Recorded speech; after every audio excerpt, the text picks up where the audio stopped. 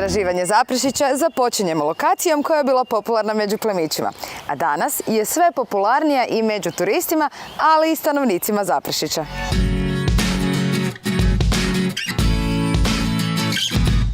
Zašto bi neko trebao doći posjetiti Zaprešić kad dođe u Hrvatsku? Pa evo, jedan od najvećih razloga zašto doći u Zaprešić i posjetiti Zaprešić je ovaj prostor u kojem smo mi sada momentalno.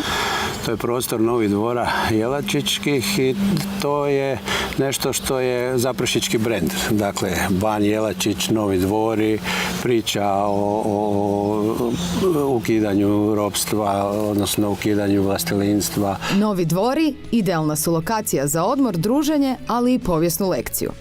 Ban Josip Jelačić ovo je zdanje od Erdedijevih kupio 1851. godine, te ga u potpunosti preuredio. Uredio podrum, perivoj i pročelje.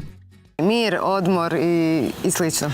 Pa tako je, da. Zaprešić je mali grad na ulasku u Zagreb. Kao što znate, mi smo prije 21 godinu postali grad i za 21 godinu od jednog općinskog središta koje je bilo u sklopu grada Zagreba smo stvorili pravi grad. Dakle, sa svim sadržajima jednog modernog grada, ne čak ni premaloga, imamo 27,5 tisuća stanovnika.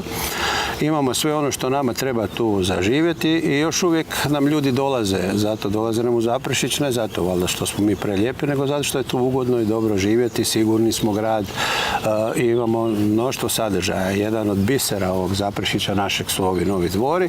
Imamo još Lužnicu, jedan prekrasan objekt koji je sakralnog dijela, ovo je više svjetovni dio.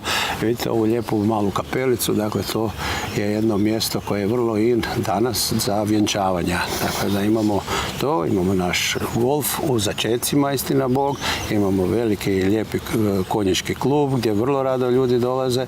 A što turisti najviše vole kad dođu u Zaprešić? Pa definitivno to su ti jednodnevni izleti, budući mi nemamo nekakvih hotelskih sadržaja koje bi mi popunili da bude nešto više dnevno, a to su vam udarno Novi Dvori i Lužnica i naša gastronomija koja je povezana opet sa kuharicom Anke Jelačić, sa našim gastronomskim sadržajima ovdje koji su unutra opisani. Tako da, evo, to je jedan od glavnih udarnih, to nam je onaj mamac da